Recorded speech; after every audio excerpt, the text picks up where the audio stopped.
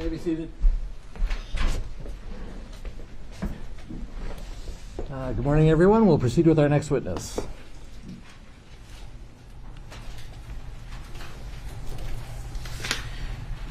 Good morning, Your Honor. Thank you. Before I call the state's next witness, I'd like to offer two exhibits into the record that were published yesterday, Exhibits 75 and 267. Those are received. Thank you, Your Honor. The state calls John Edwards.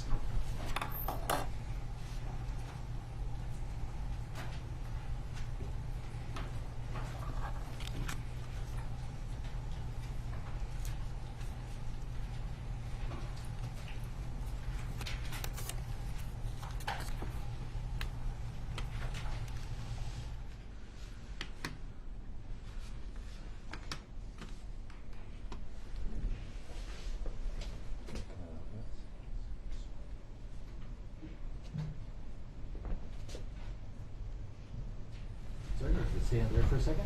Raise your right hand. You swear or affirm under penalty of perjury that the testimony you're about to give will be the truth and nothing but the truth? Yes, sir. Have a seat.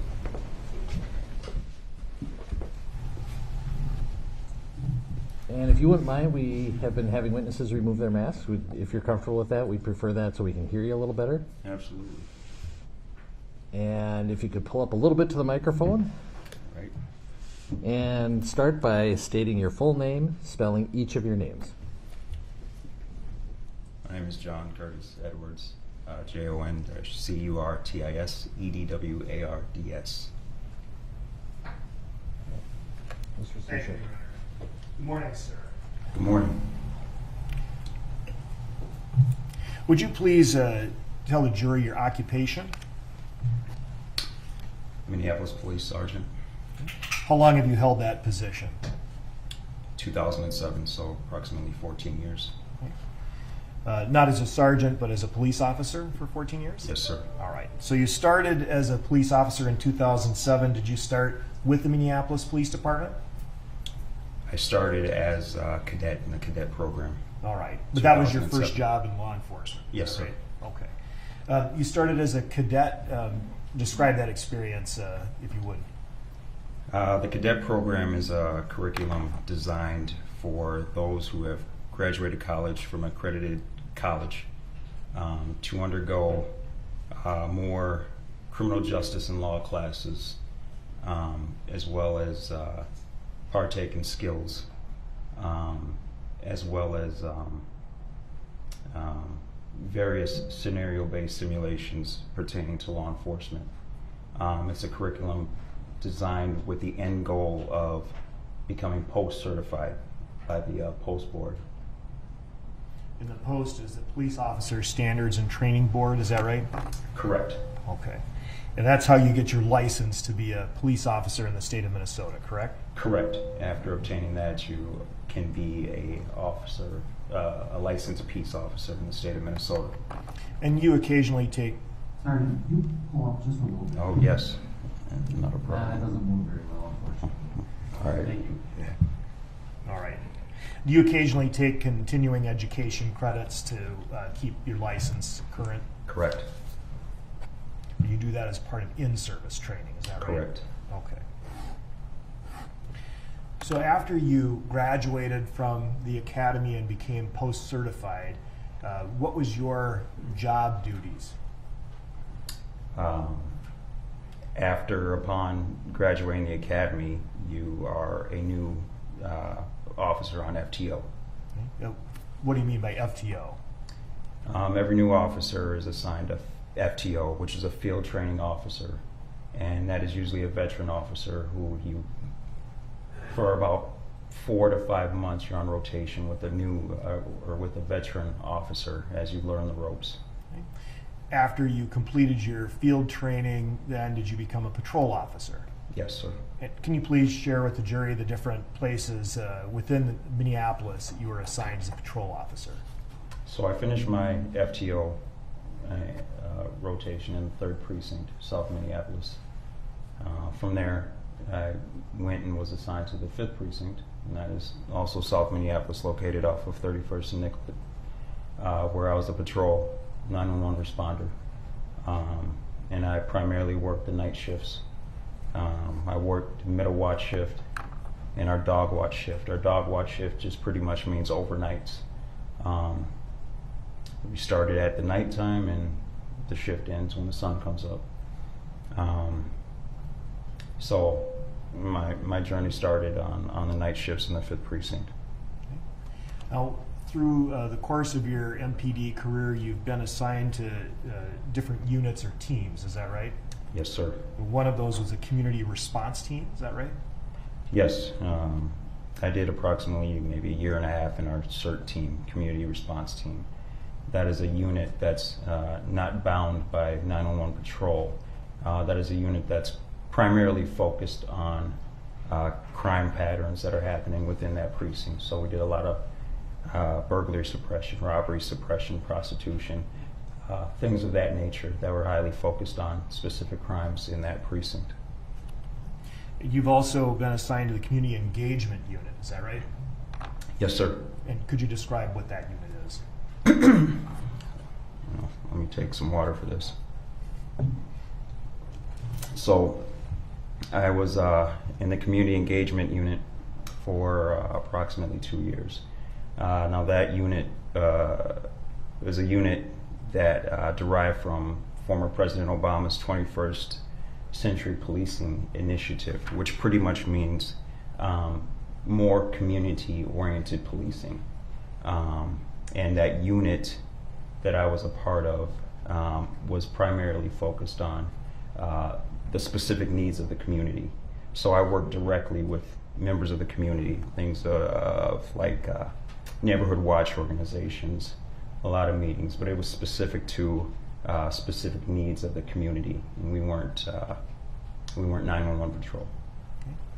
And after you finished that assignment, you mentioned that your current rank is that of sergeant, is that right?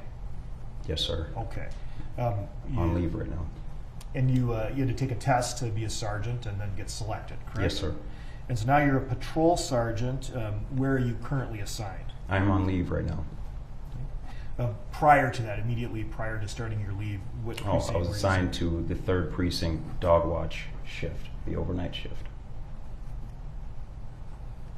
Now, when you're working as a shift sergeant, do you typically wear a uniform, Yes, sir. outfitted with a body-worn camera? Yes, sir.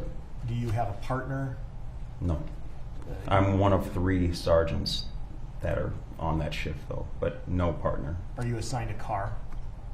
Yes, sir. When you ride, then you ride solo? Yes, sir.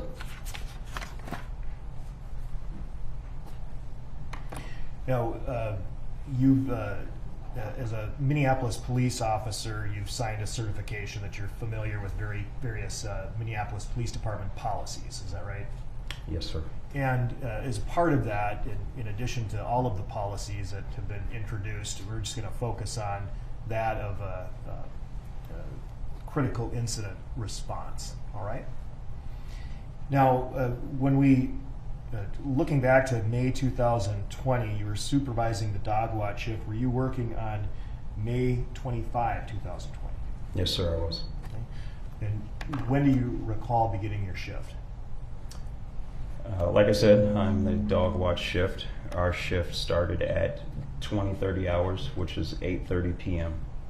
And what's the first thing you do when you start the shift? First thing I do is conduct roll call with my officers. Describe what the roll call involves. Roll call is basically attendance, making sure all the there, everybody's there, accounted for, they're ready to work. It's a time where we pass along pertinent information about what has gone on during the day, or maybe what crime patterns and things to be aware of. And if the officers have anything that needs to be brought to the table, they can as well. Roll call concludes with me giving the officers their squad assignments and then sending them on their way so that they can start answering 911 calls. And do you typically receive information from the previous shifts that you can pass it along to the officers you're sending out on your shift? Sometimes, yeah. You're generally familiar with the officers that you personally supervise? Yes. And other officers within the 3rd precinct? Are you familiar with other officers in the 3rd precinct who are not necessarily on your specific shift? Oh, yes, yes. Are you familiar with an individual named Derek Chauvin? Not personally, but I do know who he is. Okay. Do you believe you'd recognize him if you saw him? Absolutely. Do you see him in the courtroom today? Yes. Would you please point to him and... Thank you. Your Honor, may the record reflect that the witness has identified the defendant? Any objection? Yes, only if you'd like. How do you know him? Like I said, I don't know him personally. We worked out of the same building, but we worked on different shifts. I wasn't his direct supervisor. Sort of a name and face recognition. Absolutely. Never socialized outside of work? No. Are you familiar with an officer named Tu Tao? Yes, I know who he is. Right. Is it the same nature, basically the same type of relationship as the defendant? Yes, we worked out of the same building, but we were on different shifts. And Thomas Lane? Yes. How would you describe your relationship with Thomas Lane? He was also on the mid-watch shift, but Thomas Lane did do a rotation when they were new on my shift, and I believe he was on my shift for about a month when he was, I think it was probably his 2nd month on the job. Have you ever interacted with him outside of a work setting? No, sir. And Alexander King? Him as well. Same relation. He and Officer Lane were both on my shift for approximately a month, and I believe that was also his 2nd month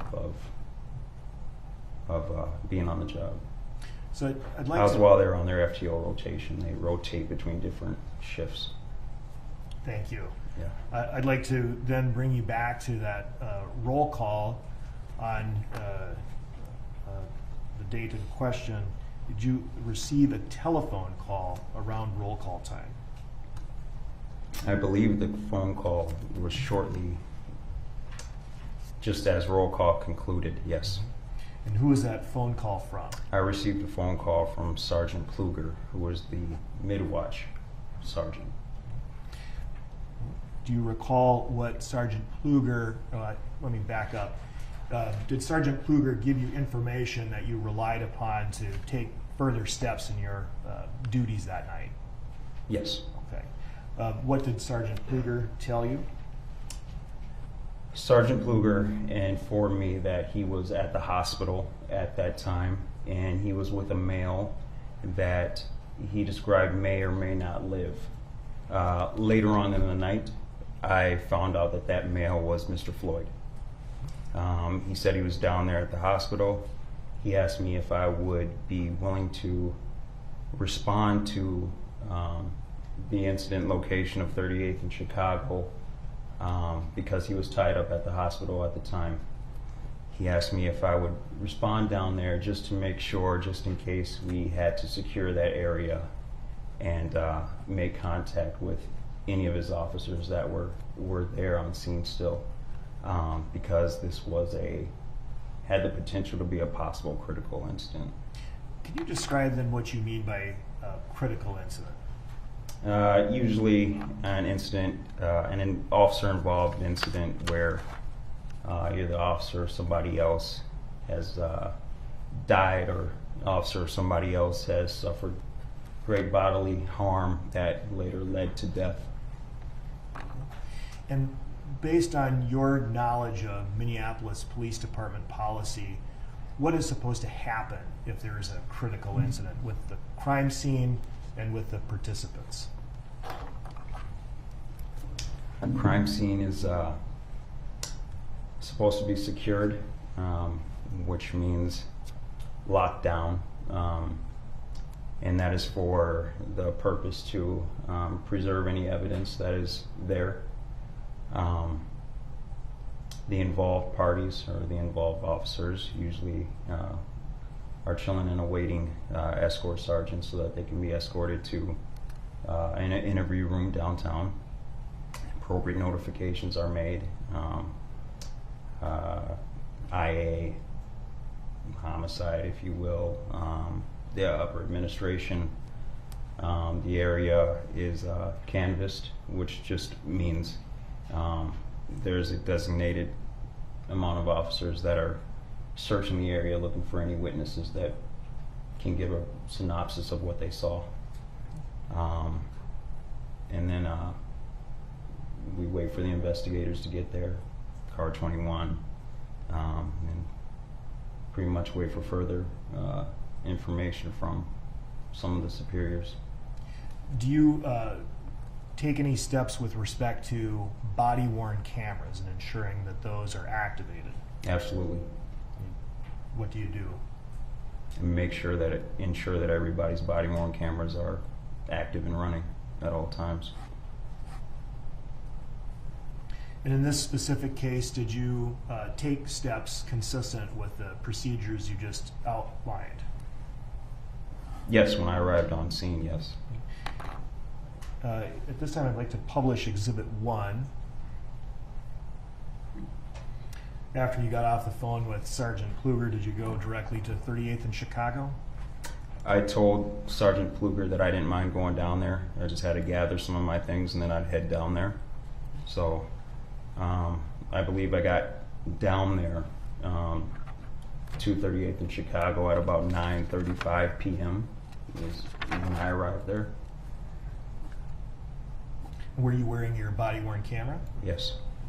And it was activated? Yes. Can you please describe the scene as you recall it when you arrived?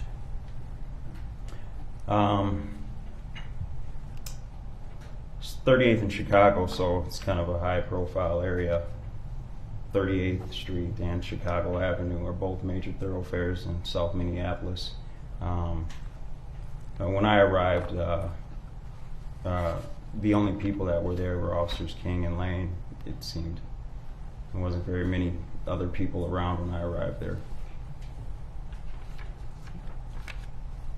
Now, you indicated that your body-worn camera was activated, and prior to testifying today, you've had an opportunity to review various still photographs taken from the footage of your body-worn camera. Is that right? Yes.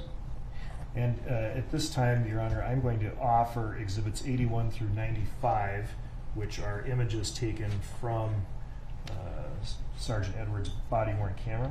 Any objection? 81 through 95 inclusive are received.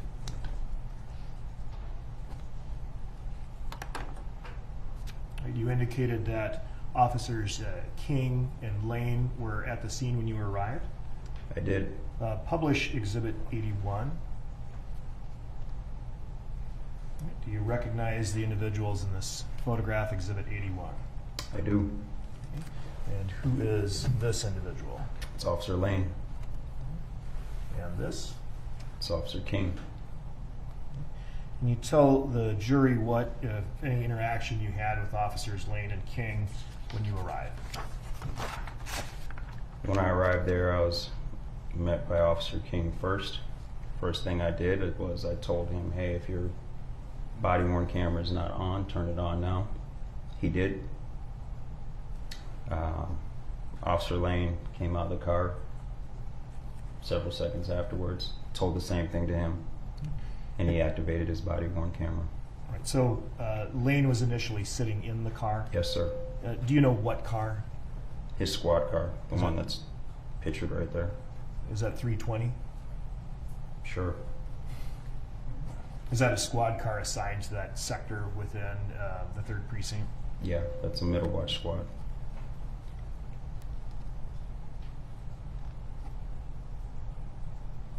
After you instructed both officers to activate or make sure their body-worn camera was activated, did you tell them anything else they needed to do? Yes, I asked them where they had interaction with Mr. Floyd. They told me that they interacted with him on the sidewalk there by their squad car. They also told me they interacted with him on Chicago Avenue, right in front of the Cup Foods store. And based on those statements, then, did you direct them to place crime scene tape around the area to preserve the scene? Yes. So with that information, I was able to gather where the incident occurred, and then I instructed them to place crime scene tape around the area so that we could preserve any potential evidence that was there. First, I'm going to ask to publish Exhibit 82. All right, what do you see in this photograph? That appears to be Officer King putting up crime scene tape. And publish Exhibit 1. Do you have one of these up there, little stylus? Yeah. If you could use that to just roughly outline the area that will show where the crime scene tape was put up generally. Okay, so generally,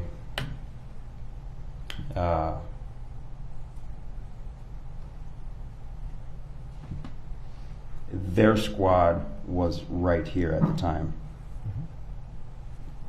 This is different. Their squad was here. Mr. Floyd's vehicle was right here. I had them encompass this whole area. So crime scene tape was around that whole intersection. It encompassed the entire intersection. At the time you were having them do this, were there any other officers in the area at the time, or was it just King and Lane? At that time, I believe it was myself, King, and Lane, but I had other officers from my shift responding to the area because I knew we were gonna probably have to lock down that area. So you asked the other officers to Yes. arrive? That wasn't something that was arranged before? No, And the purpose I of- asked for additional officers. Let's try not to talk over each other. Oh, I'm sorry. No problem. No problem. All right. And that was for the specific purpose of keeping the area secure? Yes, sir. Okay. If you would clear that, Your Honor.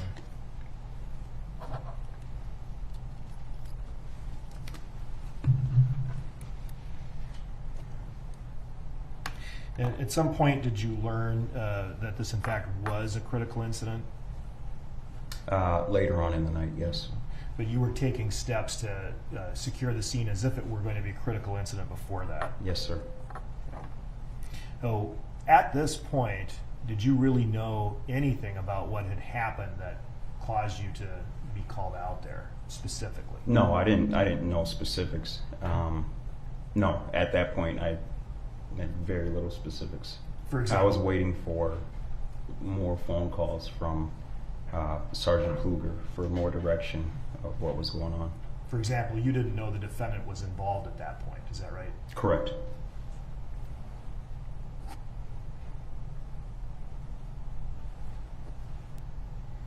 You had a brief interaction and conversation with King and Lane, is that right?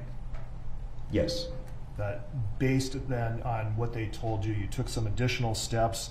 Were you able to then communicate with the other officers that you had directed to come to the scene to provide them direction? Yes. What did you ask the other officers to do? A number of the officers I asked to canvass the area. As I explained before, that just means pretty much go door to door, see if there's any potential witnesses that may have been there when the incident occurred, and obtain a synopsis of what they saw, and to get their name and information. It's just searching for any potential witnesses and getting their story. If we could publish Exhibit 83, another image from your body-worn camera, you see some of the other officers from your shift who you called to help you with the scene. Yes, sir. I'm going to ask you to just identify some of the folks in the picture. We'll start, of course, here. Who's that? It's Officer Lane, Right. And this individual? Officer Nerling, Okay. And this person? it's Officer Cape, This person? Officer Oaks, And this person? and Officer Areola. And Officer Areola was a fairly new officer at the time? Yes, sir.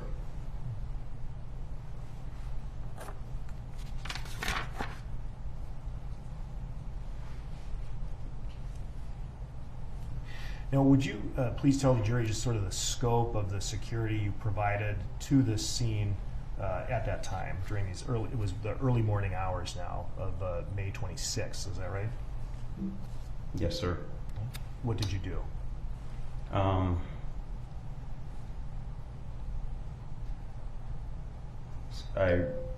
Shortly thereafter here, I received a call from Pfluger telling me that escort officers or escort sergeants would be coming down, and that he was still downtown or at the hospital. I had been notified, and appropriate people in administration had been notified, and he just requested that the scene just remained secure. So, in answer to your question, we my guys and I just remained there for scene security to ensure that no vehicle or pedestrian traffic entered the crime scene and contaminated our scene. You made sure no one came in to that roped off area. Yes. Did you take any steps with respect to the business cup foods? Yes. What did you do? Sergeant Pfluger asked me if I was able to make contact with the manager, and if so, speak with him, which I did. How many officers at any given time were used to secure this scene? I believe that night I only had about maybe 8 to 10 officers on. And I didn't have every single one of my officers on this scene. So there were still a lot of 911 calls that needed to be attended to. In addition to securing the perimeter of the scene, did you secure any vehicles within the scene? Yes, sir. And what vehicles did you secure? Officers King and Lane squad, as well as Mr. Floyd's vehicle that was parked ahead of theirs. And could you describe that vehicle, please? I honestly don't remember what kind of vehicle Mr. Floyd was driving. Okay. It was a dark colored vehicle, though, if I remember correctly. Did you keep officers King and Lane out of the squad 320? Yes, I did.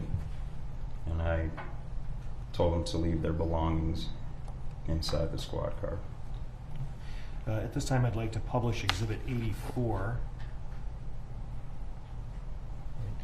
So Exhibit 84, then, for the record, is a photo from your body-worn camera taken at 21:50 and 17 seconds. Is that right? Yes. And we see both King and Lane in the photo, correct? Yes. All right. And is this where you had the initial interaction with them, where you asked them to get out of the vehicle so you could secure it? That is. And they complied with it? They did. Did you see anyone, including them, take anything out of the vehicle? No. Was the vehicle running, or had it been stopped? It was running. What did you do since it was running? I told them to get out of the car. They got out of the car. And did you, at any point, stop the vehicle from running? That wasn't until the BCA showed up, and I believe it was Special Agent Mike Phil told me that they were going to take custody of the squad and Mr. Floyd's vehicle. We noticed the squad car, was still running, so he instructed me to power it down. You'd also mentioned something about a canvass. Did you at some point instruct officers to do a canvass of the area for possible witnesses? Yes, I explained that, yes. Mm-hmm.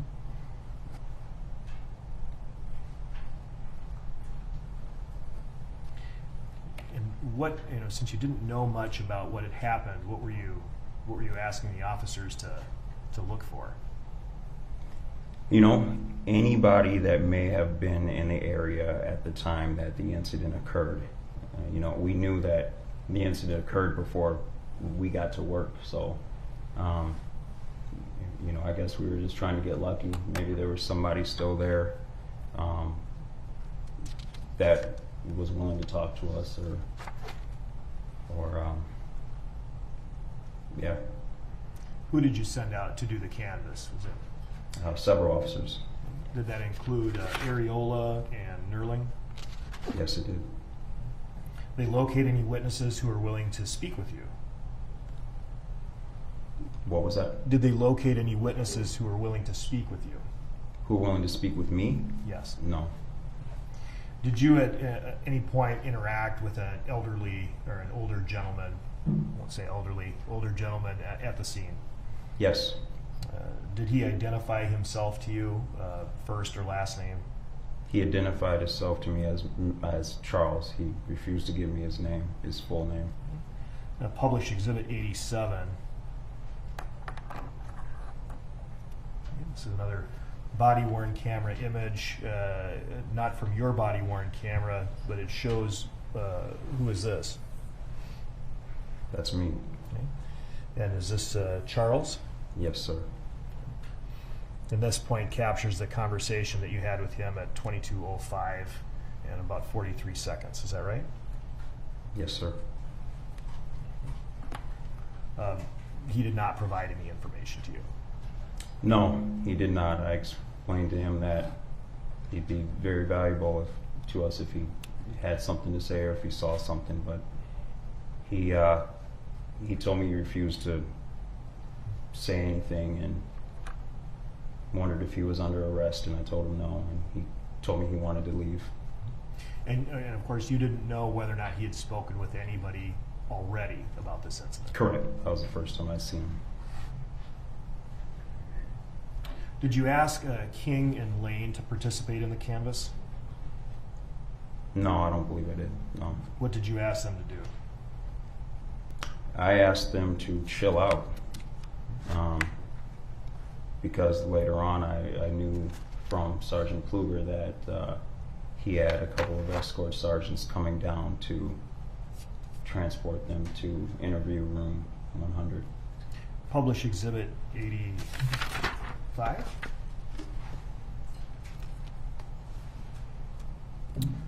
All right, looking at Exhibit 85 from your body-worn camera at 21:51:25, you see officers Lane and King. Were they standing where you told them to stand, waiting where you told them to wait? Correct. And at this time, you instructed them to keep their body-worn cameras activated. Is that right? Correct. Do you recall speaking with any other potential witnesses while you were at the scene? No, I don't. Do you recall entering Cup Foods? Yes. Yes. Speak with anybody at Cup Foods? Yes. Like I said before, Sergeant Pluger asked me to see if I could make contact with the manager there at Cup Foods, and I did, and I spoke with him. Publish Exhibit 86. All right, this is an image from your body-worn camera at 21:54 and 32 seconds. Who is that individual? I do not remember his name, but he is the manager there at Cup Foods. And did you learn whether or not he was a witness to the interaction between the police and George Floyd? He said he didn't witness anything. I had a brief conversation with him. When you arrived, you testified that you had taken control of the scene, right? As the sergeant, you were the ranking officer there. Yes, sir. At some point, did another ranking officer arrive at the scene? Yes. Lieutenant Zimmerman from Homicide arrived at the scene shortly after, as well as Sergeant Dale. Publish Exhibit 88. All right. I know that that's a little hard to see, but can you identify the people in this photo? That's myself, and that's Lieutenant Zimmerman. When did he arrive approximately? If you could take the cutout out. When did he arrive approximately? Yes. I couldn't tell you the time he arrived. I can tell you the timestamp that I'm seeing right there. Yep. 22:06. All right. So that would be 10:06 p.m. So even if not exact arrival time, this is pretty close in time to Lieutenant Zimmerman's first arrival? Yes. When Lieutenant Zimmerman arrived, what happened with the scene? He came and just ensured that we had the scene secure. He came and ensured that we had officers that were canvassing the area for any potential witnesses that were still there.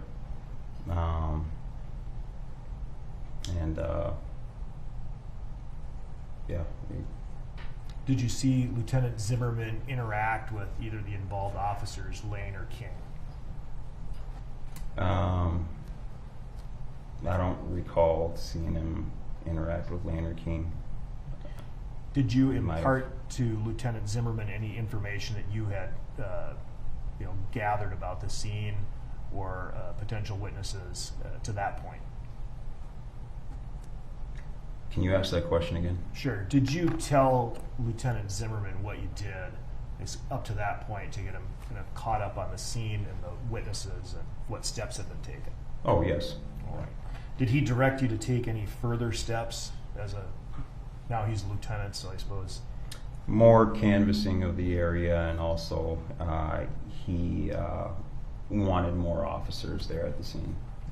Did he confirm that the scene itself was secured Yes. and that the squad was secured, 320, Yes. and that Mr. Floyd's vehicle was secured? Yes. So there was another officer there, a Sergeant Bob Dale. What is Bob Dale assigned to? He was there. He came with Lieutenant Zimmerman. Bob Dale's from homicide, is that right? I believe so. And then with this being a critical incident, this was going to be handed over to the Bureau of Criminal Apprehension, correct? Well, at that point, we still didn't know if this was indeed a critical incident, but I was going under the assumption that it was, it's better safe to go that way than not. And because of that, there were some steps taken to ensure that when this was handed off, it would be handed off in a manner that it could be taken over with smoothly, correct? Yes. So it was, did either Dale or Zimmerman make a suggestion to you about having a crime scene log? Yes. All right. What did they ask for? They just asked if a crime scene log had been started, and I tasked Officer Areola with that task. Crime scene log is just a log of names of officers and personnel that entered the crime scene. And did you see Officer Areola start compiling a crime scene log? Yes. Published Exhibit 89. You can see this Officer Areola here, Yes. and he appears to be holding something. Is that right? Yes. Is that the crime scene log? I believe so.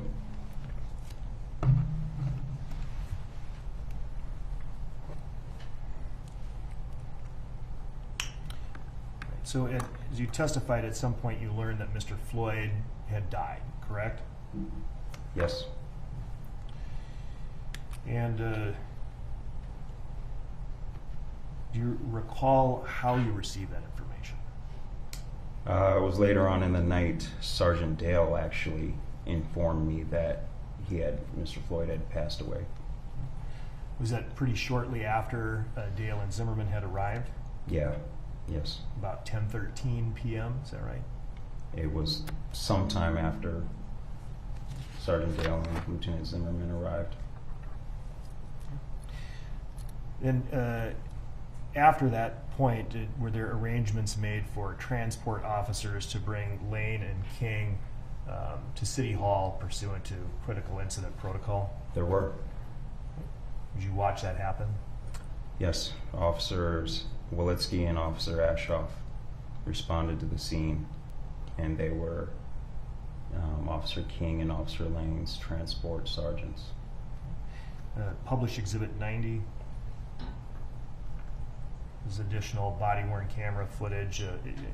Do you see Officer or Sergeant Ashoff in this photo? Yes. Would you take your stylus and draw a circle? And Waletsky?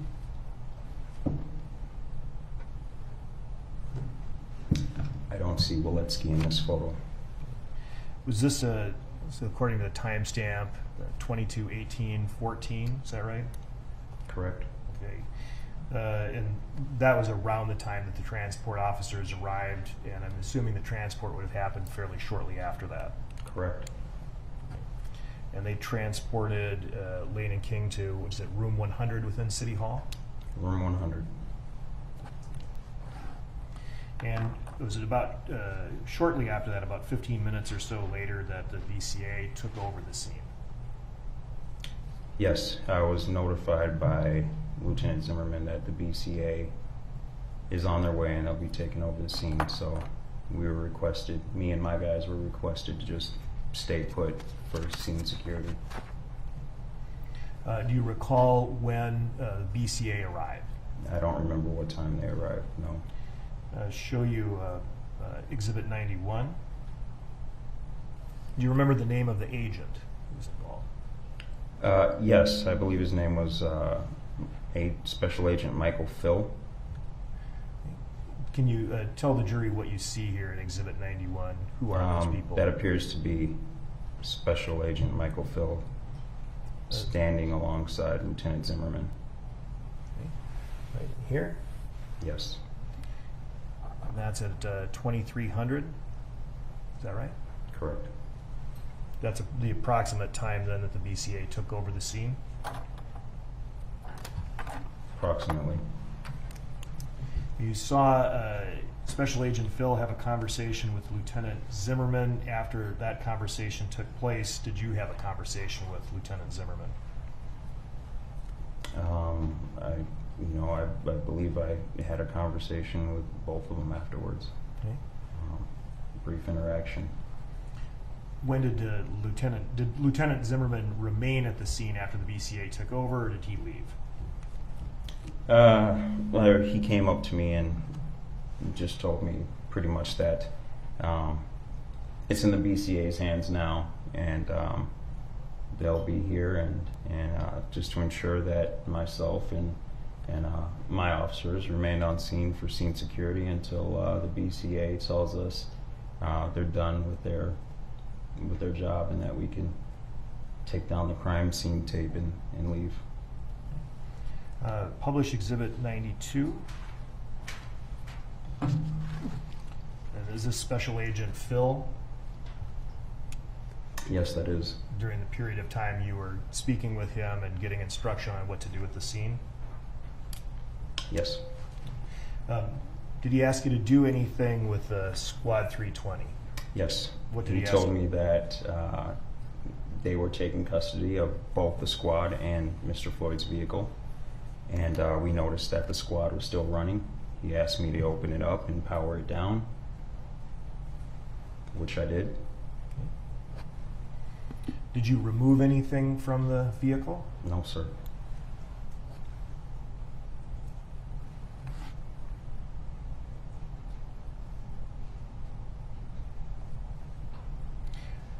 Now, at this point, the BCA has the scene, and you're no longer taking any investigative steps or collecting evidence. Is that right? Correct. But did you make observations of other officers doing those things, watching the BCA? Such as? Such as anything with the vehicle? No. No. Did I you didn't see anybody doing anything with the vehicles. Any other officer, if that's what you're asking. Did you see other officers taking photographs, looking at the vehicle? No, sir. Did you see any forensic scientists or people you recognize to be forensic scientists come onto the scene? Just the team of people that Special Agent Michael Phil had with him. Okay. And those There were were the several BCA people there. Those were the folks who were allowed in the scene. Is that right? Yes. At some point, did you watch Mr. Floyd's vehicle be actually towed away by the BCA? Yes. Ultimately, Special Agent here had both the squad car as well as Mr. Floyd's vehicle towed from the scene. And you watched them do that? Yes, I was still on scene then. Publish Exhibit 94. Right, is this an image of the BCA towing away Squad 320? Yes. And they'd already towed the SUV at this point, is that right? I believe so. Can you tell the jury then what you did with the scene after the vehicles were towed away? After the BCA had the vehicles towed away, it wasn't very long after that Special Agent Michael Phil told me that they were all finished now and we could take down the crime scene tape and leave. Did you do so? Yes, sir. Publish Exhibit 95. This is at 3:34 and 54 seconds. What does this image show? That's at 3:34 a.m. and that's me. Those are my hands helping take down the crime scene tape. And so at this point, then the crime scene was clear, no longer needed to be secured, and you would be able to exit the area. Is that right? Correct. All right. Thank you very much. I have no further questions, Your Honor. You may.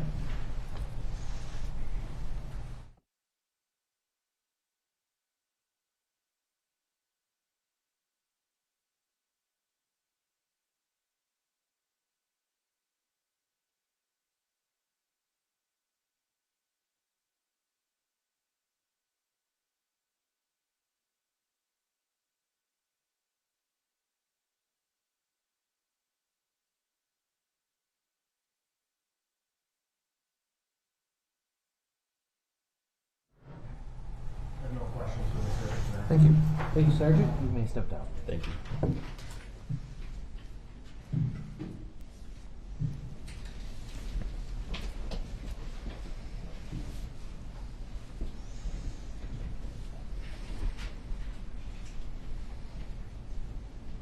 right. And next witness.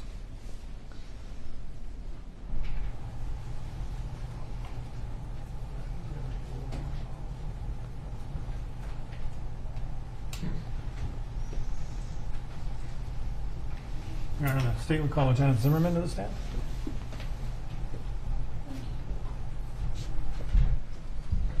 Do you swear or affirm under penalty of perjury that the testimony you're about to give will be the truth and nothing but the truth? I do. Thank you. Okay. Lieutenant, if you could give us your full name, spelling each of your names to start off with. I'm sorry. Your full name, spelling each of your names. Okay. And also, if you could remove your mask. Okay, thank you. It's Richard Zimmerman, R-I-C-H-A-R-D, and then Zimmerman, Z-I-M-M-E-R-M-A-N. Mr. Friend. Thank you. Can you please tell the jurors what you do for a living? I'm a police officer with Minneapolis Police Department. How long have you been a police officer? Since June 3rd of 1981. And all that with Minneapolis? No, the first 4 years, from 81 to 85, I worked for the Fillmore County Sheriff's Department in southeast Minnesota. What did you do there? I was a patrol deputy responding to 911 calls. And so then it was, 1985 that you started with Minneapolis? Yes, I had the weekend off and started in Minneapolis in June 5th of 1985.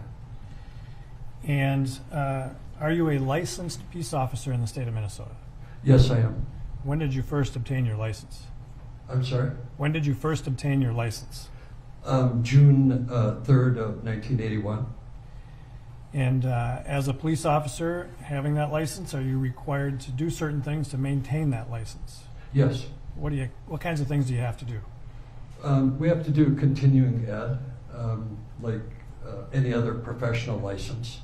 And we have to do 40 hours of different education professional education in a certain time period. I'm not sure if it's 1 or 2 years.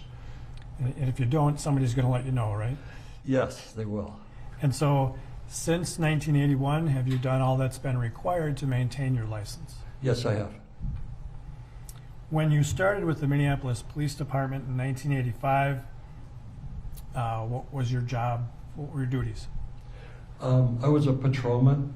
I worked the North Side Precinct. It's called Precinct 4. And I worked the 3rd Precinct.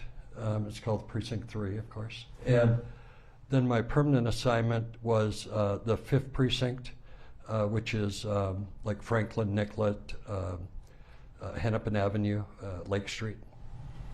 So when you're working as a patrol officer, what kind of things do you do? Yeah, well, we respond to 911 calls. We,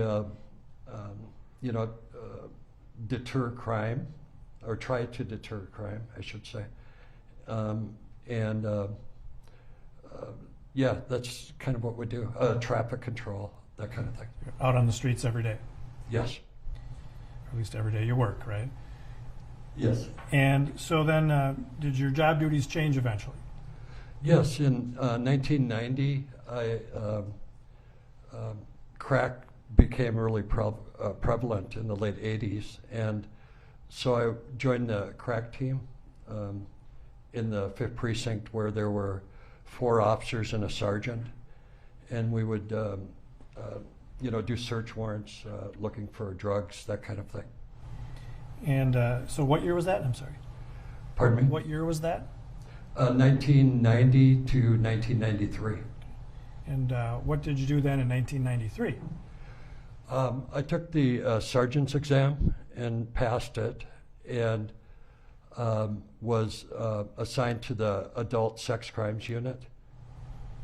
And so what does it mean to be promoted to sergeant?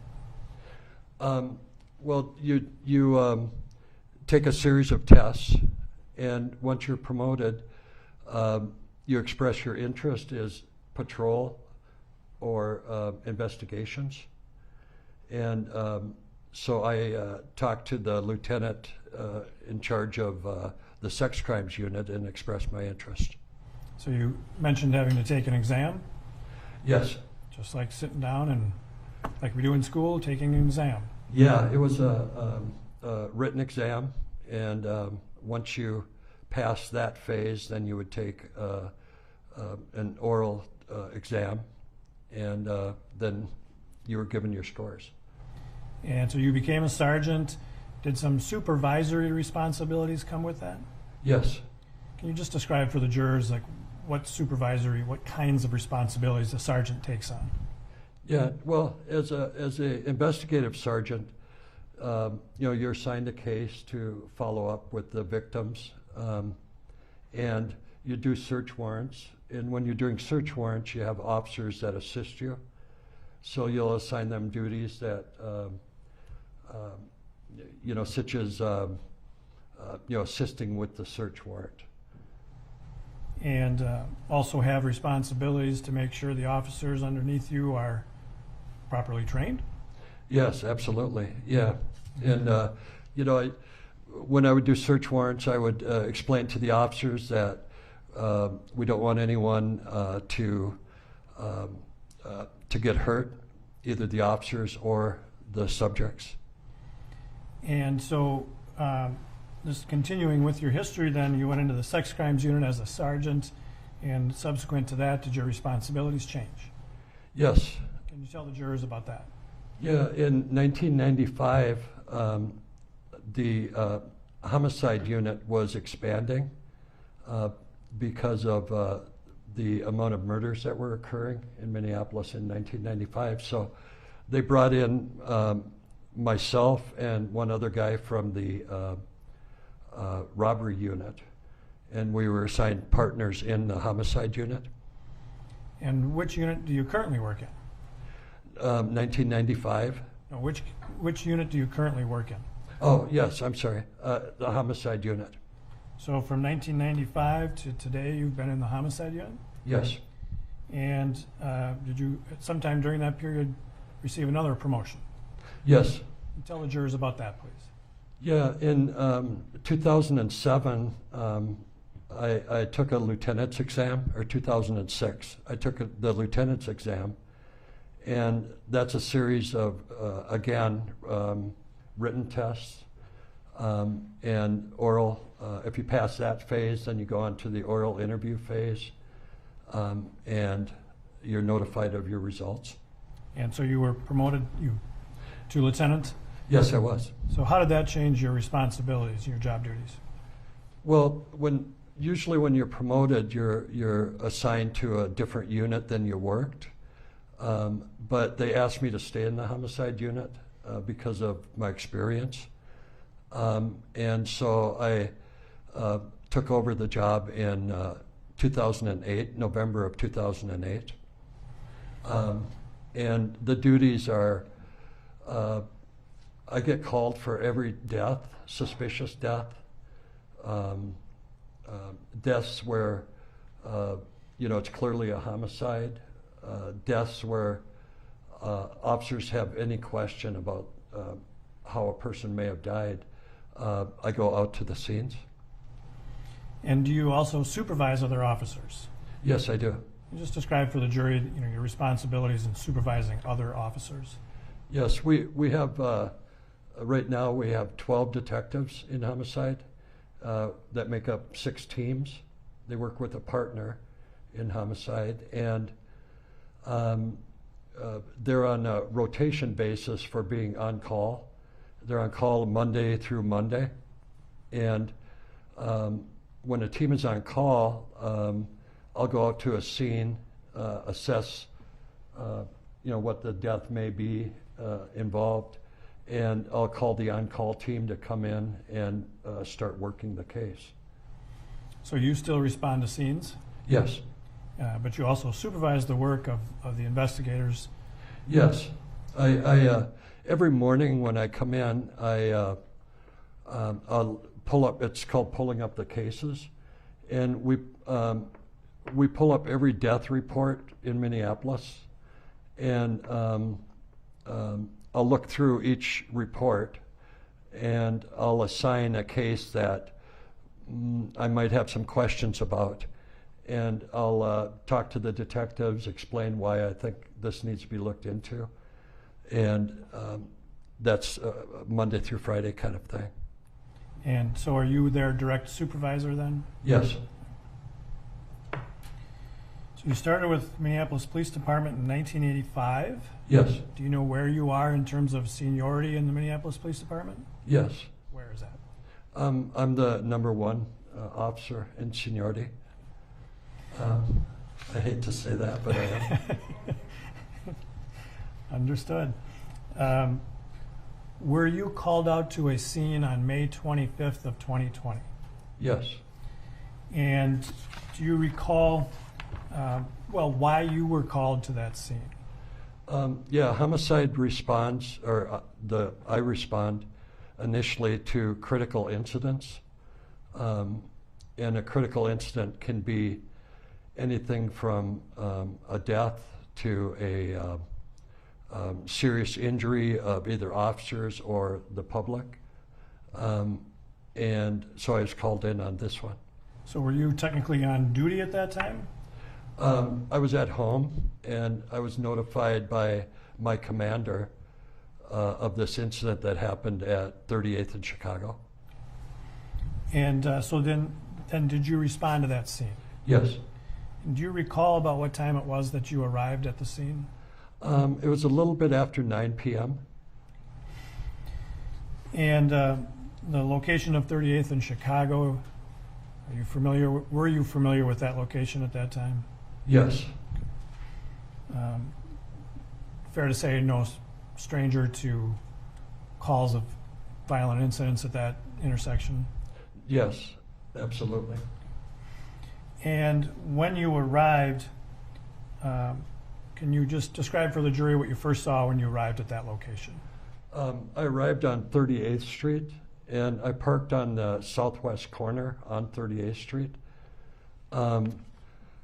I saw yellow tape up, we call it, it's crime scene tape, around the intersection.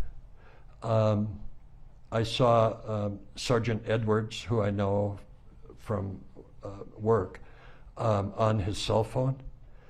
And I saw two officers, and he was like in the middle of the scene, kind of. And then I saw two officers standing on the southwest or the southeast corner of the intersection. And did you then approach those two officers? Yes, Sergeant Edwards appeared to be busy on the phone, so I just walked up to the two officers. And I'm going to show you, well, we had an opportunity before court to show you a piece of body cam footage, shows you approaching the scene, correct? Yes. And that appeared to be a true and accurate representation of your approach to those two officers. Yes, it is. And that reflects the time as well. Yes. Your Honor, I would offer Exhibit 96. Any objection?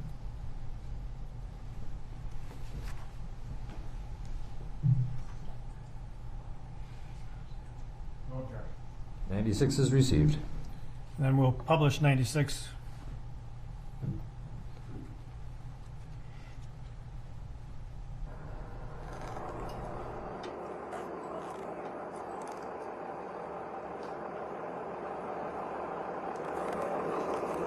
I'm going to pause here just for a moment if I could.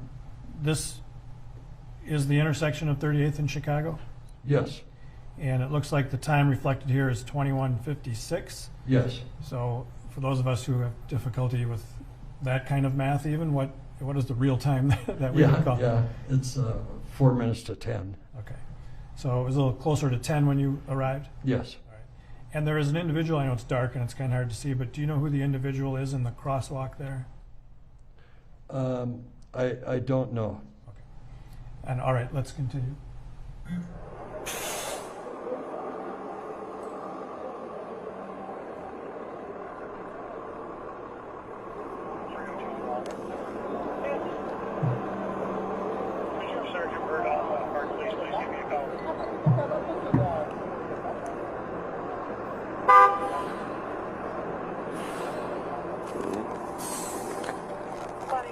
Comes the rain. Yeah.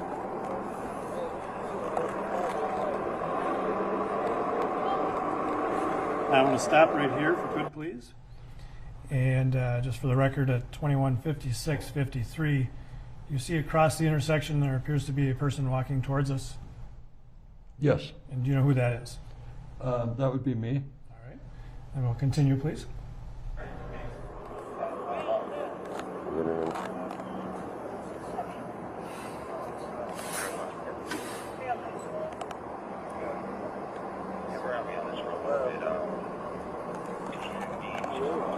I'll give these call back for you. Okay, yep. How you doing, Lieutenant? What's going on? All right, you can take that down. So it appears that you came to the scene in street clothes, right? Yes. All right. And that's the moment where you walked up and talked to the two officers? Yes, I did. Did you recognize those two officers? Yeah. No, I didn't. And you appeared to be on the phone. Do you recall who you were talking to? I don't know if it was my commander or a deputy chief. I'm not sure. So then when you arrived there, those two officers looked like you had just asked them a question. Did they give you some information about the incident? Yes. And based on that information, what did you conclude about their role in the incident? There's a thing that we call involved officers and non-involved officers. And based on what they had told me, I determined they were involved officers. And why would it be important to distinguish between involved and non-involved officers? Well, if you're an involved officer, you need to be brought down to room 100 at City Hall, and you need to be brought down by a supervisor in separate cars. And that's just according to policy? Yes. And so after having that conversation with them, what did you do next? I I talked to the sergeant, I believe Sergeant Edwards, and told him that we needed some more people out here. He told me another sergeant was on his way, and I told him that we needed to get these two guys downtown. And which sergeant, you remember, I'm sorry, which sergeant that was? I'm sorry? Which sergeant that was you talked to? I don't remember. Okay. Was it Sergeant Edwards? I believe that's who I first talked to. Okay. And so showing you Exhibit 90, if we could please.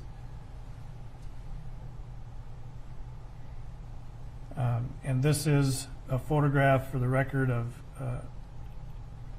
2218.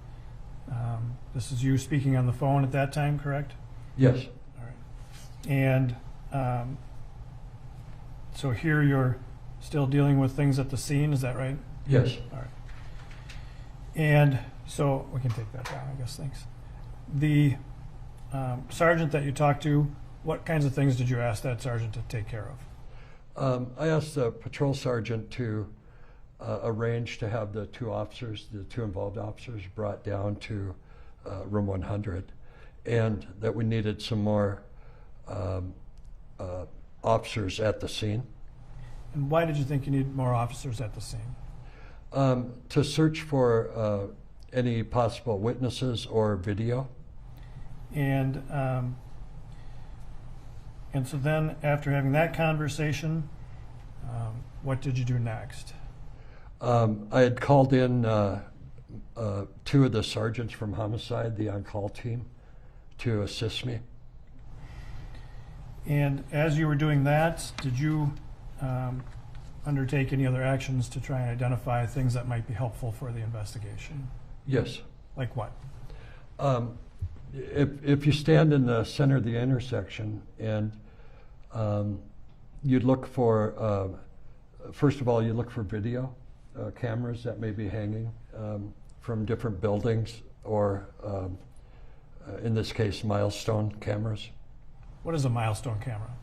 It's a city camera that's set up in different areas of the city, and they can be monitored to help us deter crime or to help if a crime occurs. And being familiar with that location, did you believe there was a milestone camera at that intersection? I knew there was, yes. Okay. I'm going to show you Exhibit 1. You recognize what's in that photograph? Yes. And what is that? That's the intersection of 38th and Chicago.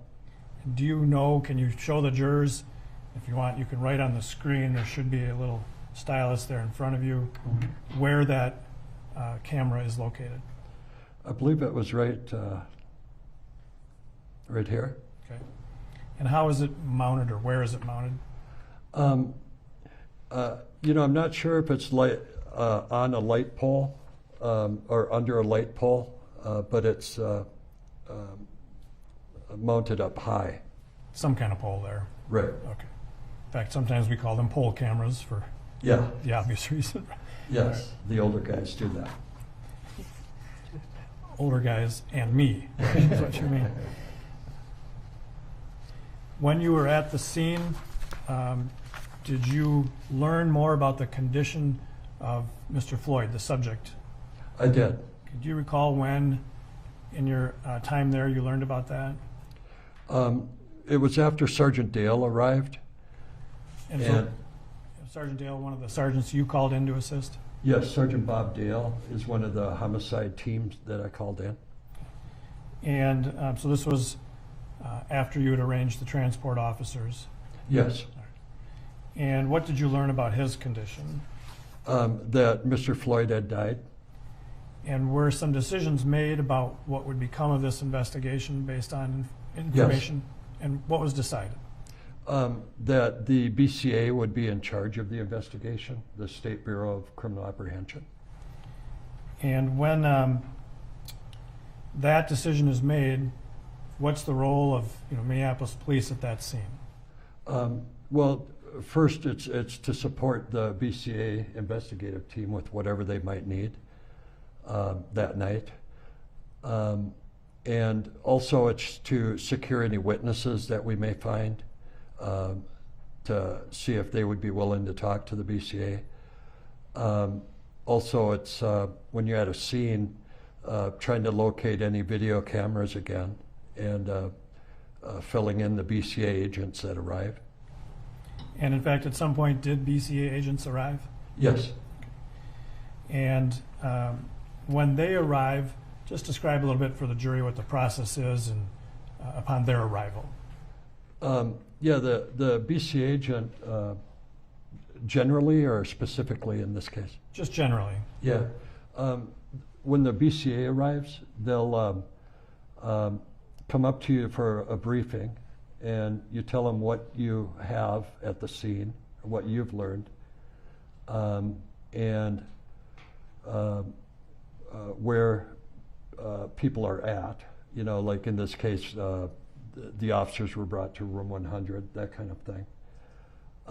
And then you tell them, or you ask them what help they might need. And then specifically, did something like that happen here in this case? Yes. All right. And I'm going to show you Exhibit 91 on the screen, please. And do you recognize what's depicted in this photograph? Yes. And again, this is the intersection of 38th and Chicago? Yeah, that would be me in the center of the shot, talking with a BCA agent. And this is starting that process of turning the scene over to them? Right, yeah. So the time here shows 2300, about 11 p.m.? Yes. And so then, did you in fact turn this scene over to the BCA? Yes, I did. And that shortly thereafter concluded your involvement with the scene? Yes.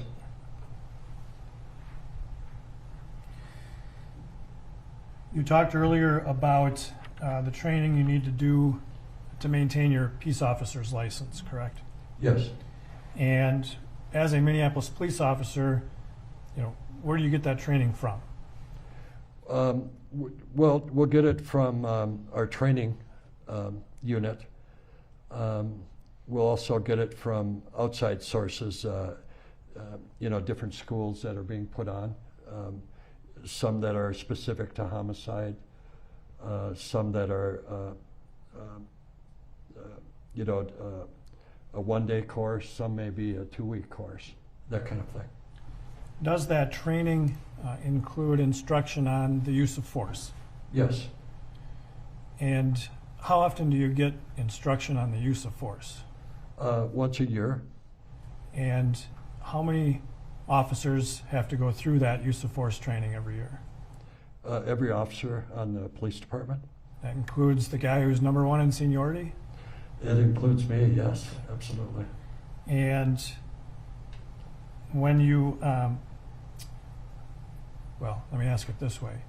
Are there also Minneapolis Police Department policies about the use of force? Yes, there is. And are you required to be familiar with those policies? Yes, you are.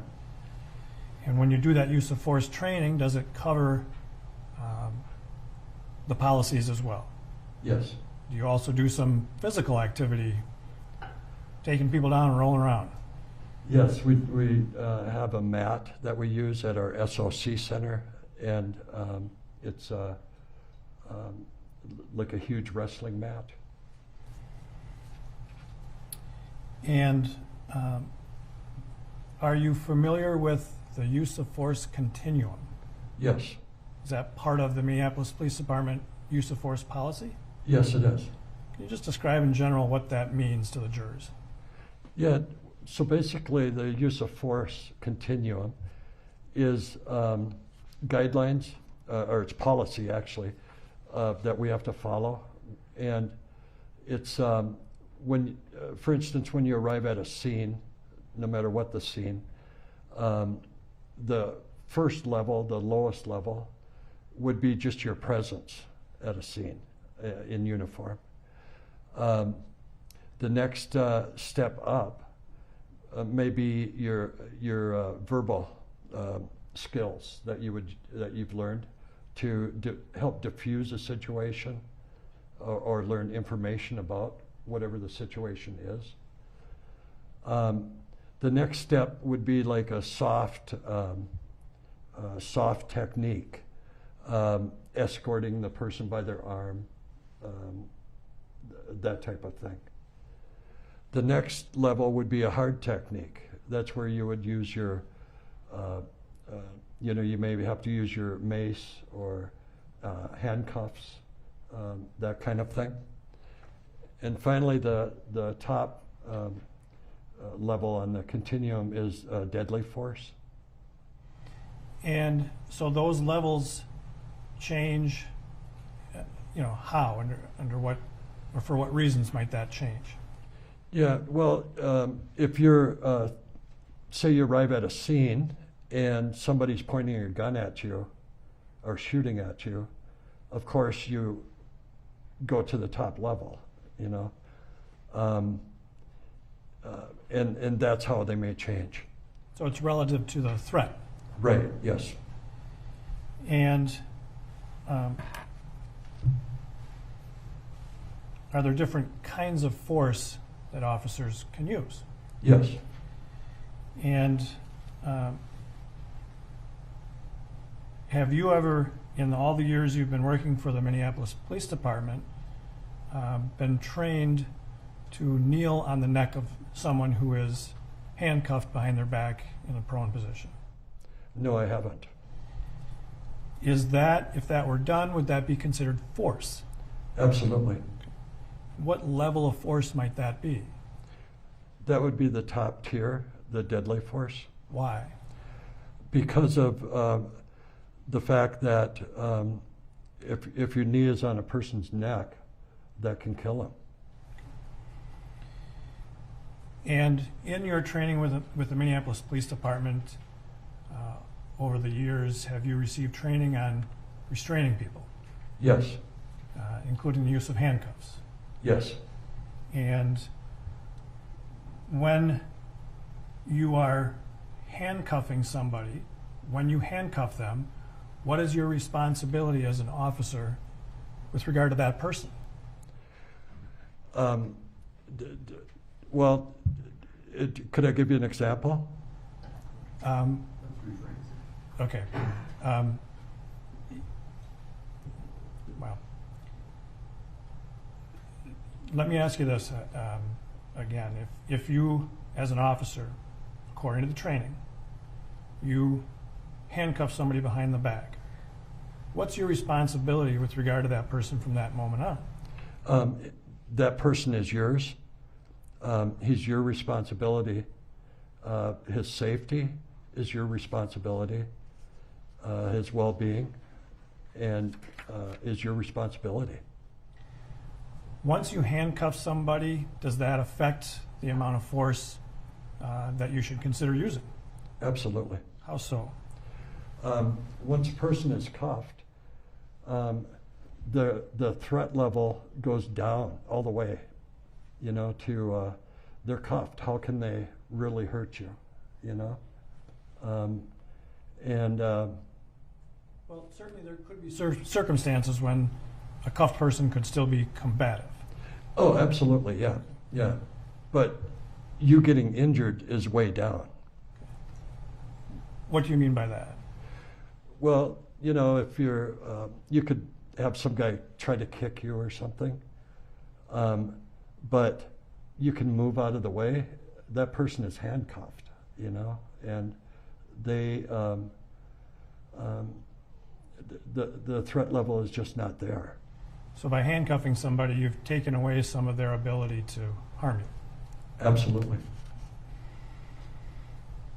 And if somebody who is handcuffed becomes less combative, does that change the amount of force that an officer is to use under policy? Yes. How so?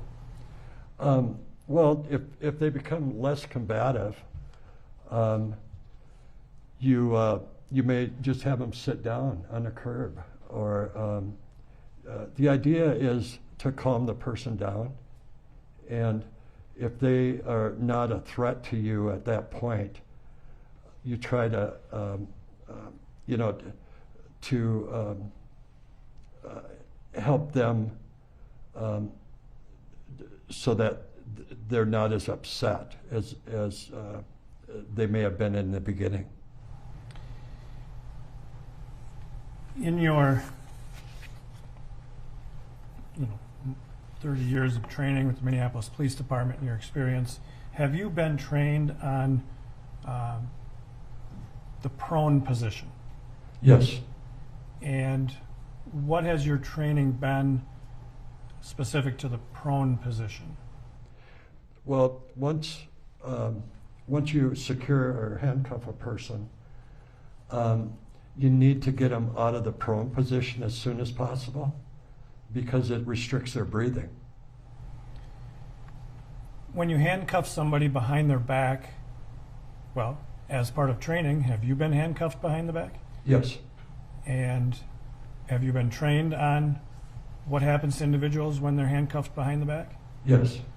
So when somebody is handcuffed behind their back, how does it affect them physically? It stretches the muscles back through your chest, and it makes it more difficult to breathe. If you put somebody in the prone position, well, is it well known, this danger of putting somebody in the prone position? Sustained. How long have you had training on the dangers of the prone position as part of a Minneapolis police officer? Since 1985. And is it part of your training regularly to learn about keeping somebody in the prone position? Yes. And what has the training been with regard to the prone position? Once a person is cuffed, you need to turn them on their side or have them sit up. You need to get them off their chest. Why? Because of the, as I mentioned earlier, your muscles are pulling back when you're handcuffed. And if you're laying on your chest, that's constricting your breathing even more.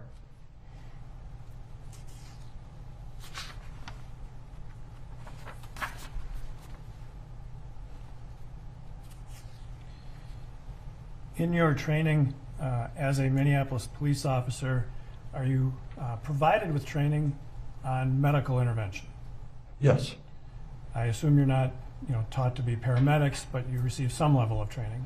Yeah, we're first responders, I think, is what our category would be. Does that include doing what we think of as CPR, chest compressions? Yes. And how often is that part of your training? CPR, it's like every other year or so. And as part of your training within the Minneapolis Police Department policies, is there an obligation to provide medical intervention when necessary? Absolutely. What is the general teaching that you get with regard to medical intervention? Well, again, it's been that you need to provide medical care for the person that is in distress. And would that be true even if you've called an ambulance to come to the scene? Yeah, absolutely. The ambulance will get there in whatever amount of time, and in that time period, you need to provide medical assistance before they arrive.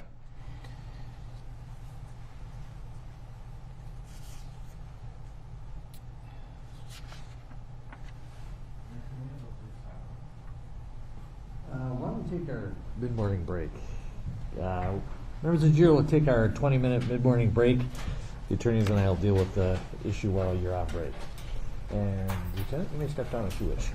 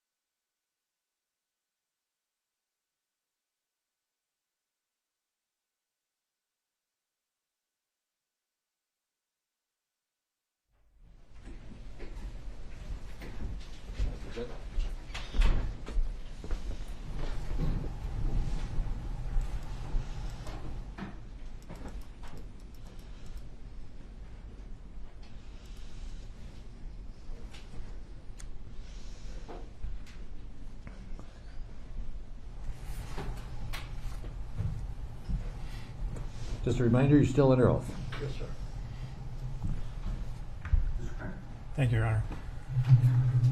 Lieutenant Zimmerman, I want to draw your attention back to the incident on May 25th of 2020. Yes. Earlier, you told the jurors about being at the scene, finishing your work there. The next day, did you have an opportunity to review some video of that incident? Yes. And do you recall what that video, where you saw it? Yes. And was it we've been calling the Darnella Frazier video? Yes. Did you watch that video in its entirety? Yes, I did. And since then, have you had an opportunity to watch other video of the incident? Yes. And specifically, have you watched body-worn camera video of the incident from the involved officers? Yes. And based on that and your years of training and experience with the Minneapolis Police Department, you saw then Officer Chauvin with his knee on Mr. Floyd's neck, correct? Yes. Would you call what you saw there a use of force? Yes. And did that use of force continue until the ambulance arrived? Yes, it did. Was there any change in the level of force being used until the ambulance arrived? No. And what do you think about that use of force during that time period? I'm sorry? What do you think about that use of force during that time period? A little vague. Could you limit it to the time frame? Right. Okay. So,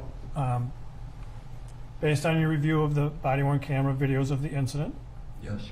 and directing your attention to that moment when Mr. Floyd is placed on the ground, Yes. what is your view of that use of force during that time period? Totally unnecessary. What do you mean? Well, first of all, pulling him down to the ground, face down, and putting your knee on the neck for that amount of time is just uncalled for. I saw no reason why the officers felt they were in danger, if that's what they felt. And that's what they would have to feel to be able to use that kind of force. So, in your opinion, should that restraint have stopped once he was handcuffed and prone on the ground? Absolutely. And I should add to that question then also that it appeared he had stopped resisting. I'm sorry?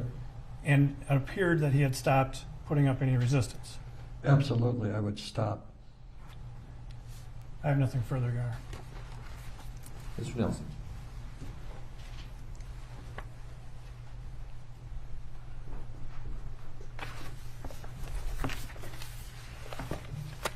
I may just have a moment, Your Honor.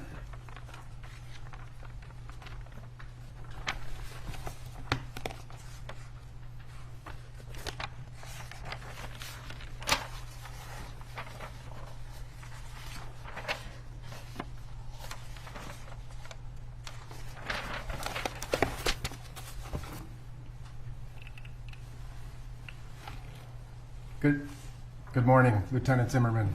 Good morning. Thank you for being here today. You're welcome.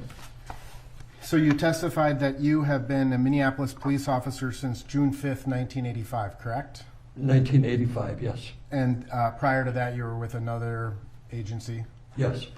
And when you initially came on to the Minneapolis Police Department, you were a patrol officer, correct? Yes. And you were a patrol officer from 1985 to approximately 1993 when you took the sergeant's exam and were promoted. Yes. And so it's fair to say that since 1993, so 27, 28 years, you've not been on patrol in the city of Minneapolis. Correct.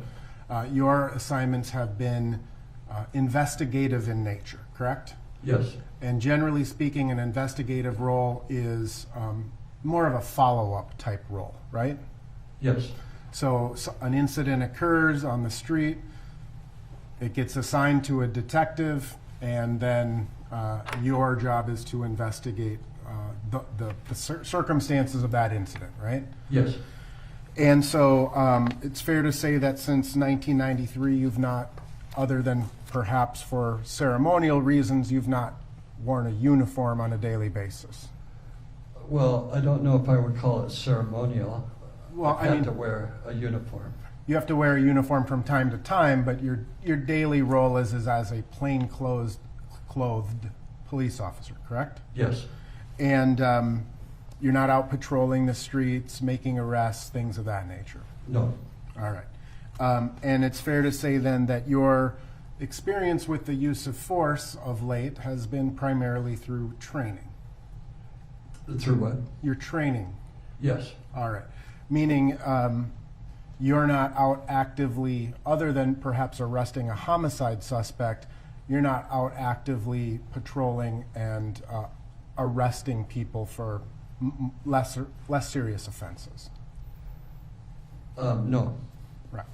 And so you describe the use of force continuum as including mere presence being a type of the use of force, right? Yes. And so when you arrive on scene as a lieutenant in the homicide unit, that is a use of force, right? If people know I'm a lieutenant, yes. Or if they know you're a police officer, perhaps. Right. And then you described like soft techniques like escort holds, things of that nature, right? Yes. And I'm assuming that in the last, since 1993, and you were promoted to sergeant, you've handcuffed some people in that time frame. I have. Right. When's the last time you got in a physical fight with a person? About in 2018. Okay, so it's been a couple of years since you've been in a physical fight with a person? Yes. All right. And so you would agree that the use of force as an investigator is, or the higher levels of force as an investigator, is less likely than a patrol officer?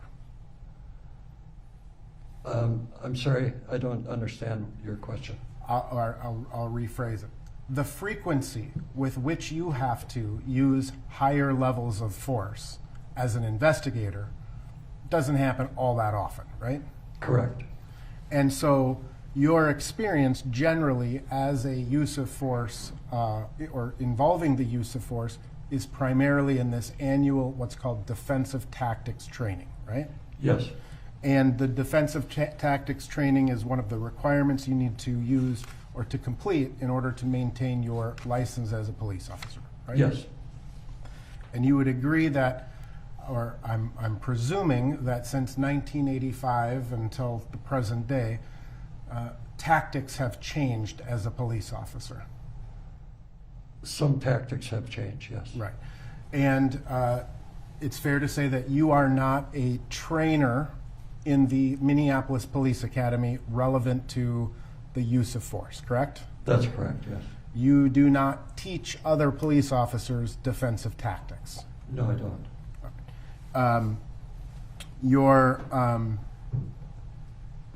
You would agree, however, that roughly 10 years ago, the Minneapolis Police Department kind of moved away from trying to hit people to control them and started using body weight to try to control people. I don't think I would agree with that.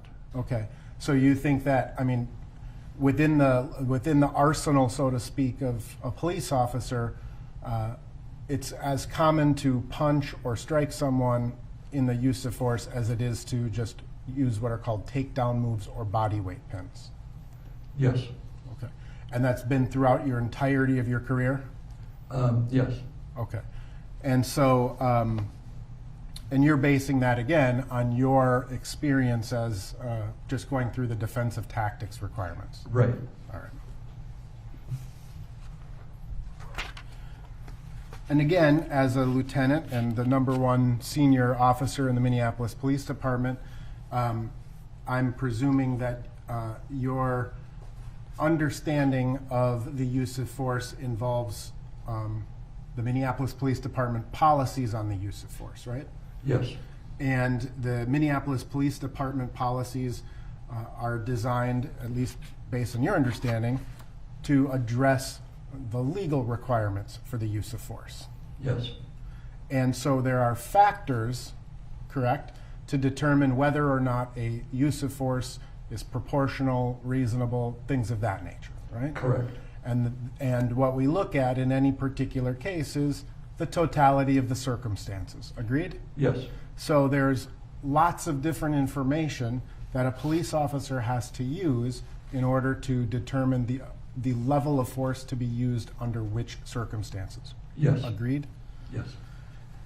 Now, in terms of the Minneapolis Police Department, are you familiar with the Minneapolis Police Department's critical thinking or critical decision-making model? Yes. And you would agree, I'm assuming again, based on a long career, that an officer is constantly taking in new information, and that information will affect the decisions he or she makes, right? That's correct. And would you also agree that the training that you received initially as a police officer is probably a lot different than the academy now? Yes. Obviously, the available tools that officers have are a lot different today than they were in 85, 90, 95. Yes. Body cameras, they didn't exist when you first became a police officer. That's correct. Tasers were not a thing either, right? No. You carried a gun and some handcuffs and kind of old school cop, right? Yes. Now, in terms of the decision making of a police officer, would you agree that there are certain pieces of information that officer has that affect his or her decisions on the use of force? Yes. And some of that information is very immediate, kind of low-level information. Agreed? Yes. So, for example, what just happened with this particular suspect, right? Yes. Is this suspect under the influence of a controlled substance, or is he sober, Yes. right? What are you looking at in that moment through your own eyes, right? Yes. That's the officer's experience in any situation, right? Right. You look at other things that may be hazards or threats in the immediate vicinity, correct? Yes. So you're going to assess, are there people watching? Are there people videotaping? Are those people happy or angry, etc., right? Yes. You're going to look at what we would refer to as scene security, right? Yes. You have a responsibility as a police officer for your partners who may be close to you, right? Yes. You have a responsibility as a police officer for all of the people in the immediate area, right? Yes. And so scene security is kind of trying to keep it as tight as possible and keep everybody in the area safe. Agreed? That's correct. Everybody. In turn, you were asked a series of questions about your an officer's medical responsibilities. I'm sorry. You were asked a series of questions about your medical training and an officer's medical, what they're supposed to do. Right. Yeah. Yeah. And even in the assessment of a medical emergency, there are many factors that come into that assessment, correct? Yes. To your knowledge, Minneapolis police officers they're trained medically at a fairly low level. They're not paramedics, doctors, etc. That's correct. You're a first responder. Yes. Basically, you're taught how to apply tourniquets, patches for gunshots, stop bleeding, basic CPR, and resuscitative efforts, right? That's correct. A police officer's job primarily is to keep the scene safe. Agreed? I'm sorry. A police officer's responsibility is to keep the scene secure and safe. Agreed? Yes. Minneapolis police policy requires the involvement of a higher level of medical intervention if the circumstances dictate, correct? Yes. And an officer is required, if someone is having a medical emergency, to take what steps are they're able to reasonably in the moment, right? Yes. And that would include potentially calling EMS. That's correct. But then, so you've got all of these immediate factors, right, that come into play. But then you can kind of widen that lens a little bit, and there are some other factors that come into play in terms of the use of force, again, based on your training and experience. Yes. Such as, what do we know about the location generally, right? Yes. Is this a field in the middle of the woods, or is this a higher crime area, right? Yes. An officer is evaluating that as a process, as a part of the process involving the use of force. Agreed? Yes. You look at other things such as tactical advantages or disadvantages. Agreed? Yes. So if you are not able to get what's called concealment or cover, that becomes a question, right? In what? Well, in a use of force, you're examining the surrounding area, right? To see if something happens, can I conceal and cover, right? Yes. You also, in addition to the scene security, you need to deal with securing the scene, which is different than scene security. Agreed? Yes. Scene security is maintaining the safety of everyone around, including yourself and your partners, right? Yes. Securing the scene is making sure that the scene itself is preserved and kept tight, right? Correct. Yes. And in fact, a police officer's responsibility and part of the use of force determination is to prevent or avoid the use of force against other people. Agreed? Yes, absolutely. So if you have to use force against one person to avoid using force against others, that's a factor that an officer should consider. Agreed? I don't know if I would agree with that. Okay. Again, within the training department, those people who are, it's their jobs to do that. They may be better to answer those questions? Yes. All right. And then even from there, you can widen the lens even further, and an officer will look at his training, right? Yes. What he is trained to do or not to do, right? Yes. He will look and take into experience, or he or she will take into account his or her own experience from their past career. Agreed? Yes. So things like fighting with someone, and what's the probability or possibility that that person is going to continue fighting with you in the future, right? Even after you have them subdued. I don't know. I don't think I can agree to that totally, but Okay. I understand what you're saying. There are circumstances where after a person is rendered unconscious, and then you perform, you revive that person, that they are more combative than they were initially. Agreed? Yes. Yep. And again, in terms of your own past experience, an officer's own past experiences, they're taking that into consideration as well. Sure. Now, you testified that you were never, you have never been trained as a Minneapolis police officer to use a knee on the neck of a suspect. That's correct. You would agree, however, that in a fight for your life, generally speaking, in a fight for your life, you as an officer are allowed to use whatever force is reasonable and necessary, correct? Yes. And that can even involve improvisation. Agreed? Yes.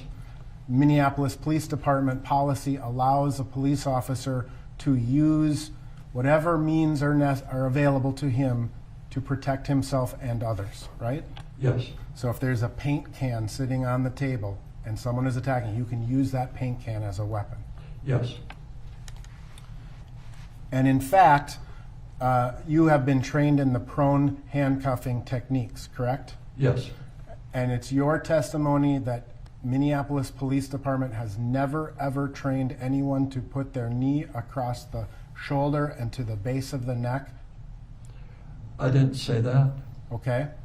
So you would agree then that pursuant to Minneapolis Police Department training, when a suspect is arrested and in the process of being handcuffed or being restrained, it would be consistent with the Minneapolis Police Department training you've received to place your knee across the shoulder to the base of the neck. I don't know if I've, part of your question was handcuffing, and we've certainly been trained to put the knee on the shoulder, but I don't know about just restraining a person. I don't recall being trained in that, but. Okay. Again, possible based on the circumstances. Sure. Right? And when an officer is restraining a person and has called for EMS, have you heard the term that we're holding this person for EMS? Yes, Okay. And essentially that means you want to keep them in that position until EMS arrives because they're more capable to deal with whatever this situation is. Agreed? no, I don't think I would agree with that. Okay. How would you describe the term hold for EMS? Hold for EMS is that you are holding him for EMS or her. And sometimes people are held for EMS in a restrained position. Agreed? Yes, sometimes, yeah. Now, you also testified that once a person is handcuffed, the threat, I think you said, is gone. It's at the lowest threat level, right? Yes, that's correct. Now, that obviously, a person who's handcuffed can still pose a threat, right? I suppose they could, yeah. So an officer who is even though he has someone handcuffed, that person could continue to kick the officer. Yeah, I suppose, yeah. That person could continue to thrash his body around. Agreed? Sure. And part of the reason police officers restrain people is for that person's own safety. Agreed? Absolutely, yeah. Now, it also presumes that the handcuffs were placed on correctly, right? Yes.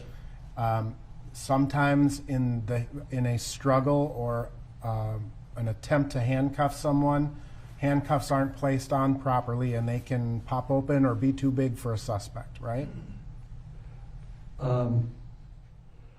Yeah, I don't know if I've ever seen them too big, you know, for a suspect. Sometimes they're too tight. Okay. But if sometimes in the process of handcuffing someone, one handcuff goes on, thereby giving the suspect a potential weapon if he were to break free, right? Yes. Or she, for that matter. yes, And officers have been attacked with their own handcuffs, in your experience, right? oh yeah, yes, So you would agree that the use of force is a dynamic series of decision making based on a lot of different information. absolutely. And it's based upon a lot of information that is not necessarily captured on a body camera. Agreed? Yes, that's correct. The body camera is only so effective to show what the body camera sees and not what the officer sees. That's correct.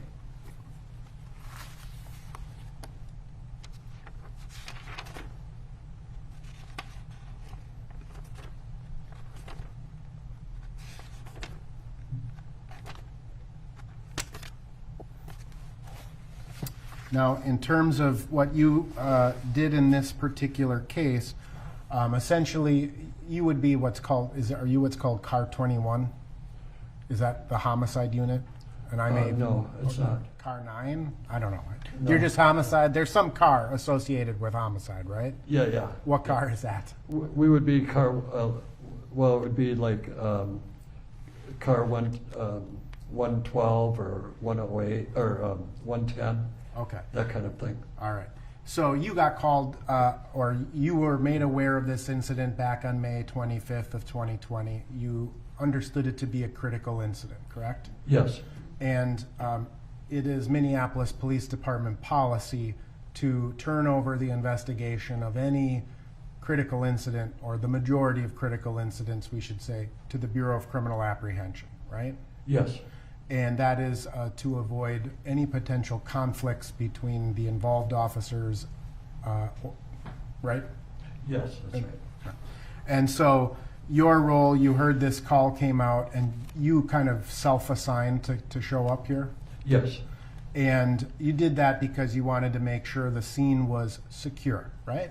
Yes.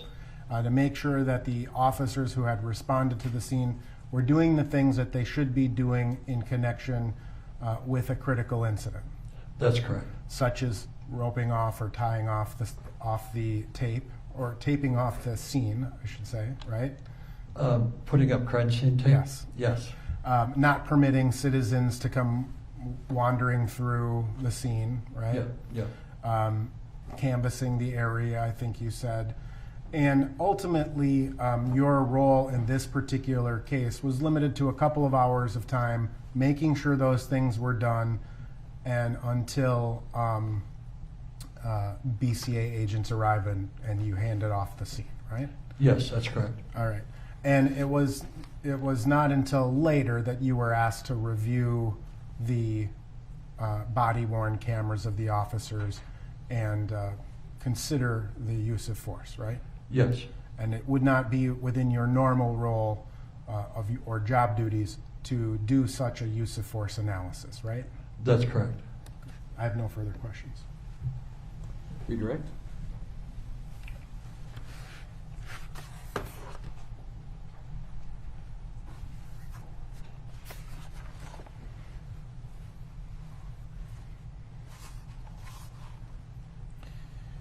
Lieutenant Zimmerman, you had the opportunity to review the body-worn cameras from Yes. officers involved. Yes. Did that also capture the bystanders on the sidewalk during the incident? Yes.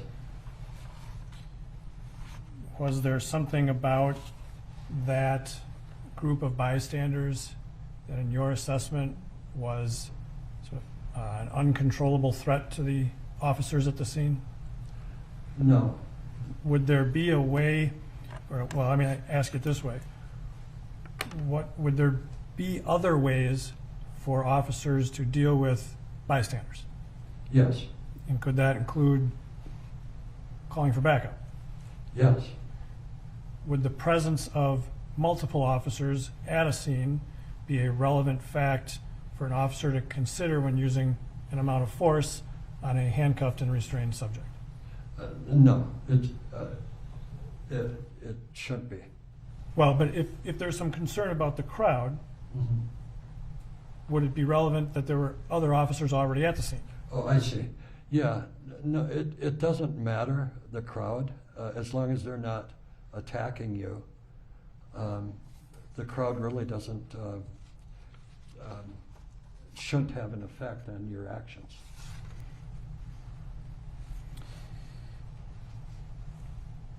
You were asked if the use of force training has changed over time. Yes. Okay. But you still get the most up-to-date training every year when you go to the use of force training. I do, yes. And you were asked about, has the academy changed since you went to the academy? Yes. And you haven't been through the academy since then, correct? Right, yeah.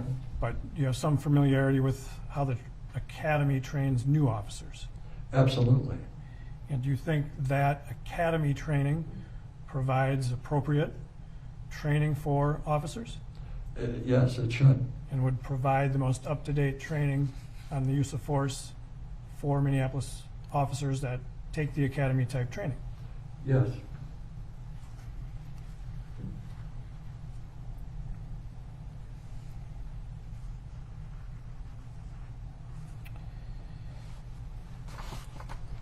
You were asked if you were a trainer, and you are not a use of force trainer. That's correct. You are a student of Yes. use of force.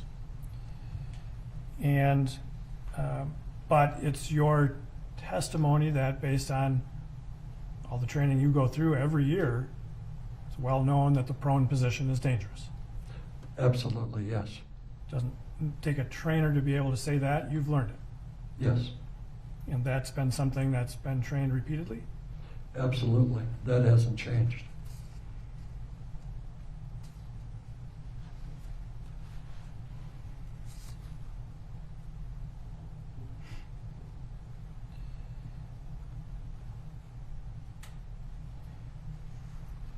You were asked about the critical decision-making model. Yes, Familiar with that from your training? yes, And part of that is continually reassessing the need for force. correct. It's a fair statement. Yes, And so that would include reassessing the location, yes, the tactical advantage, yes, conceal and cover, yes, scene security, yes, security and scene, yes, or security of the scene, yes, medical distress of the person restrained, yes,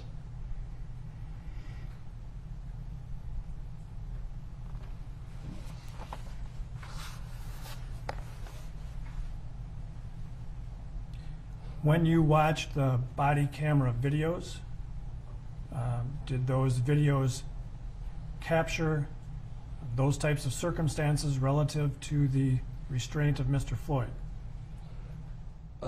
yes, And you were able to assess those things in telling the jury what you thought earlier about the restraint of Mr. Floyd? I am. When you watched those videos, at some point during the restraint, did you see Mr. Floyd kicking the officers? No, I didn't.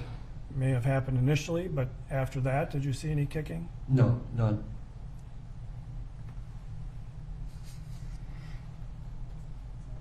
Defense counsel asked you about the concept of holding for EMS.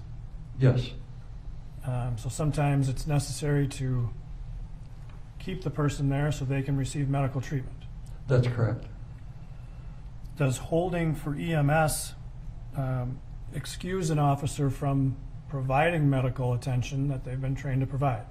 No, it doesn't.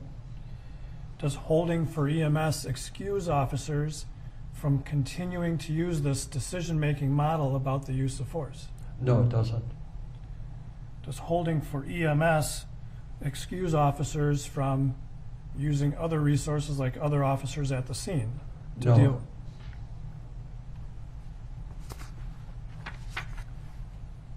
You were asked about handcuffs.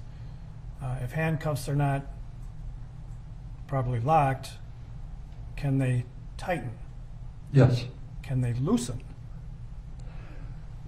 I'm sorry? If they're properly connected, can they loosen? Mm-hmm.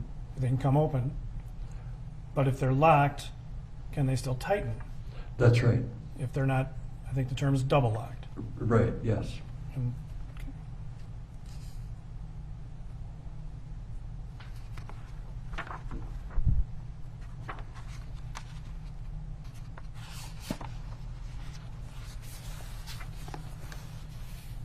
based on your review of the body cams, did you see any need for Officer Chauvin to improvise by putting his knee on Mr. Floyd for 9 minutes and 29 seconds? No, I did not. I have nothing further, Your Honor. Any requests? All right. Thank you, Lieutenant. You may step down. Thank you. Council sidebar?